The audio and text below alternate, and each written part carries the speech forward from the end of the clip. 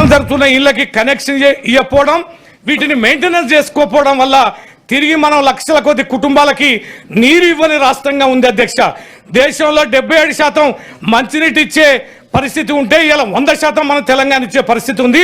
ఈ యొక్క ప్రతిష్ట అనేది మరి మరుగున పడకుండా, మన రాష్ట్రానికి మచ్చ రాకుండా ప్రతి ఇంటికి మంచినీళ్ళు ఇచ్చే పథకం మీరు చేస్తున్నారా? మరి కేంద్రం నుంచి ఏమైనా గ్రాంట్లు మనకు వచ్చినాయా? మరి ఎన్ని లక్షల నీళ్లు ఇళ్ళకి మనం ఇంకా ఇవ్వాలి? మెయింటెనెన్స్ సంబంధించి ఎన్ని నిధులను కేటాయించారు? మిషన్ భగీరథని ఫోర్స్ఫుల్గా నడపడం కోసం మీరు చేస్తున్న ప్రయత్నం ఏందో మీ ద్వారా మంత్రి గారికి, ప్రభుత్వానికి విజ్ఞప్తి చేస్తున్నాం అధ్యక్ష. జీవన్ రెడ్డి గారు షార్ట్. అధ్యక్ష, గ్రామీణ ప్రాంతంలో త్రాగునీరు ప్యూరిఫైడ్ వాటర్ సప్లై చేయడం అనేది ప్రధానమైనటువంటి అంశం అధ్యక్ష.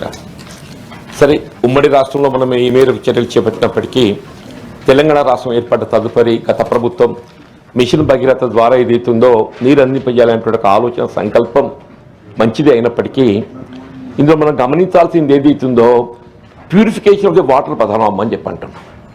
వాటర్ ప్యూరిఫికేషన్ అనేది క్లోరినేషన్ ద్వారా జరుగుతుంది. దయచేసి ఎందుకు చెప్తున్నానంటే, ఈ క్లోరినేషన్ అనేది వాటర్ ఫ్లో మనం 30 కిలోమీటర్స్ ఉండేంత వరకు ఆ క్లోరినేషన్ ప్రభావం ఉంటుంది.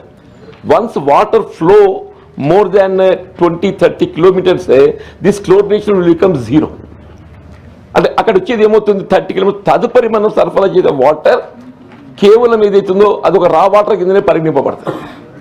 The very basic purpose of the government ఆలోచన అనేది ఏదైతున్నదో ఇక్కడ మనం దాన్ని రిజల్ట్ పొందలేకపోతాం. ఇప్పుడు సెంట్రలైజ్డ్ స్కీమ్తో ఏదైతుందో మీరు ఒక ప్రాంతం లోపల